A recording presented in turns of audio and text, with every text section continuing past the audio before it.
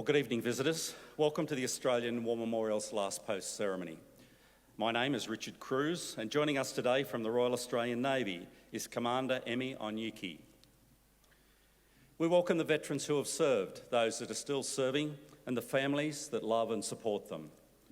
We acknowledge the members of RSL and Services Clubs Association, RSL Victoria, and RSL Queensland, who are watching the broadcast of this ceremony across Australia. During this evening's ceremony, wreaths will be laid at the base of the Pool of Reflection by visitors and students on behalf of the following school: from Western Australia, Santa Maria College, Attadale. I invite you all to please stand and join in singing the National Anthem.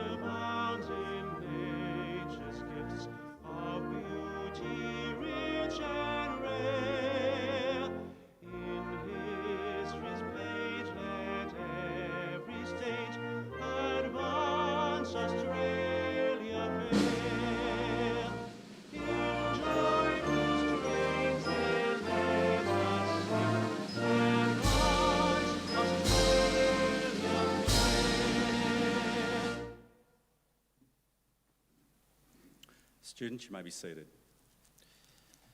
And ladies and gentlemen, if you're able to be seated, please do so.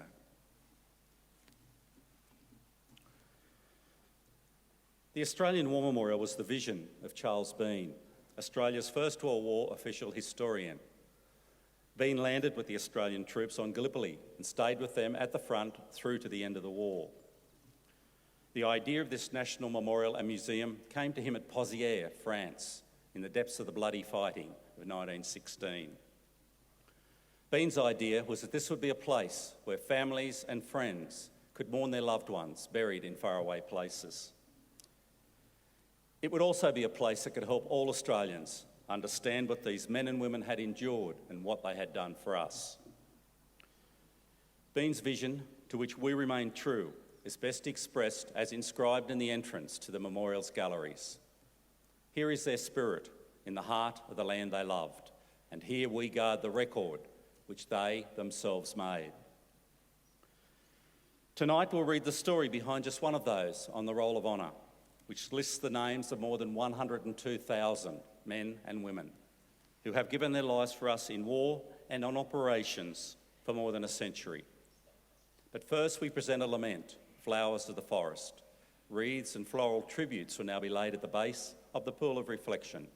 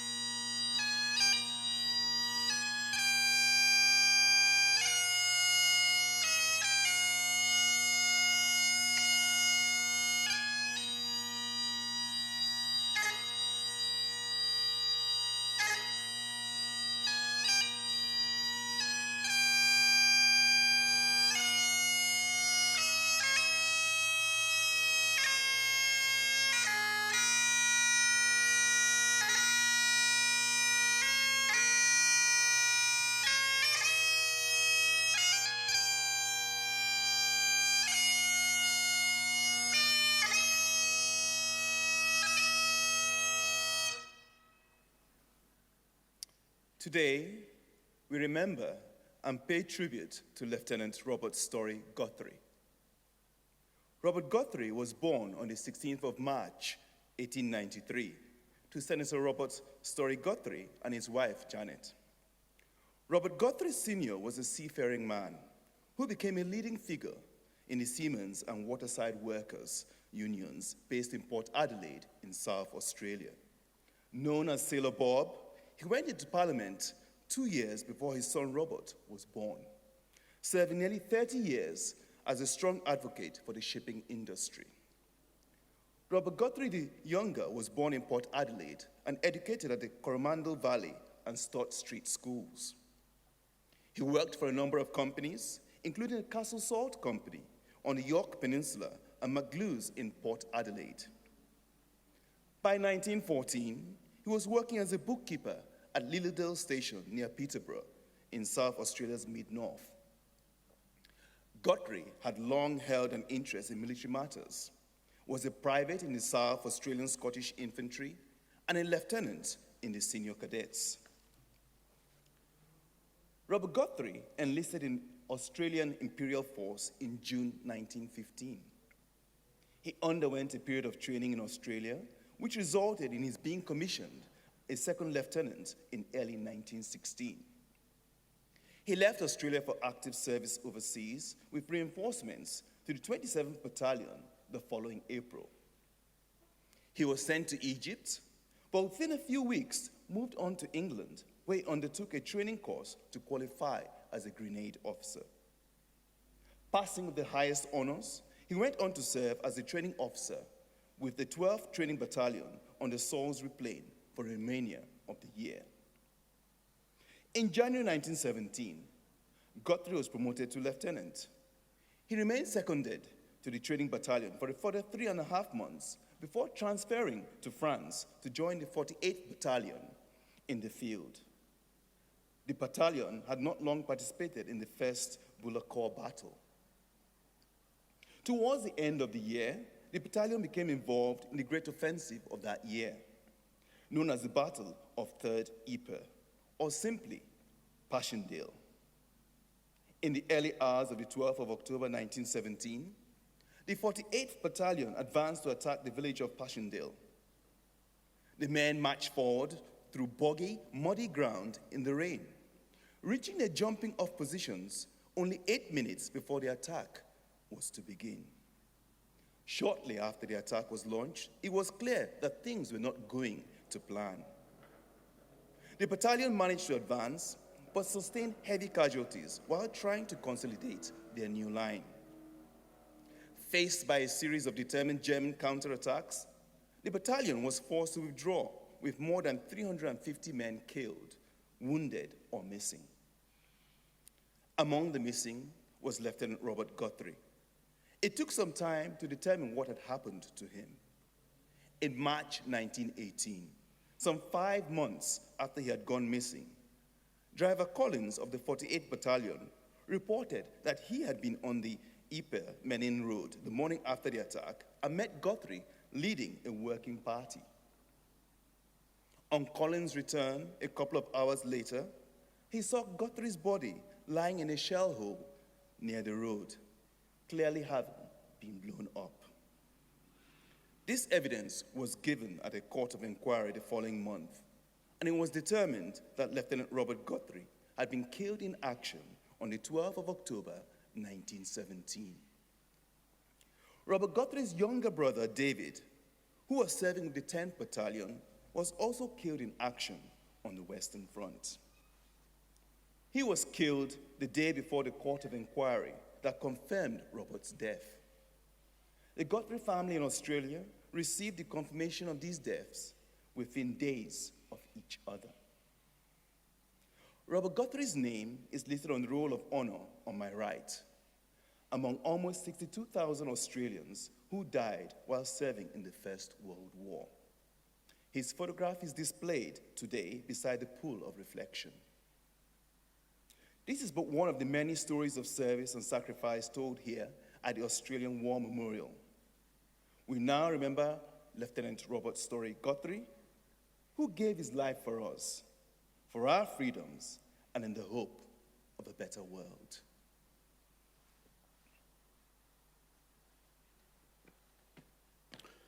I invite you to please stand for the reading of the ode and the sounding of the last post.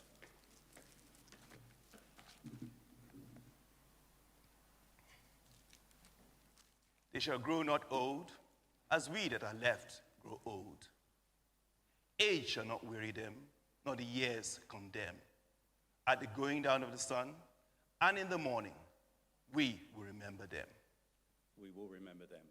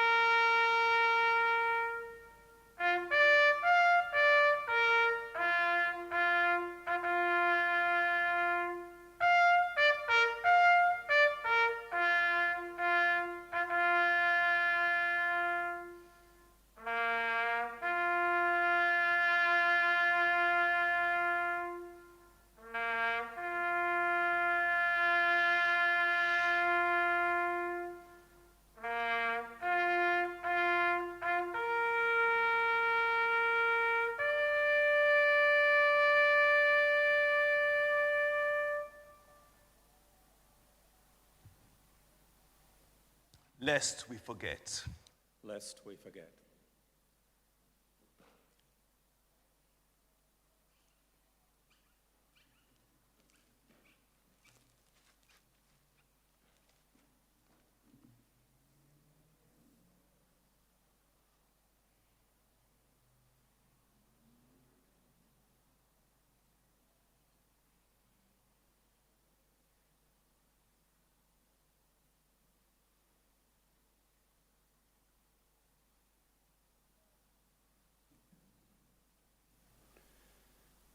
We leave you this evening with the words of the memorial's founder, Charles Bean.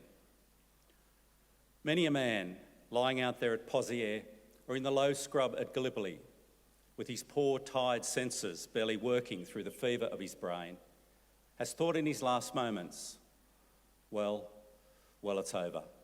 But in Australia, they will be proud of this. Ladies and gentlemen, girls and boys, and students, that concludes the last post ceremony. We thank you for visiting the Australian War Memorial and wish you all a very good evening. Thank you.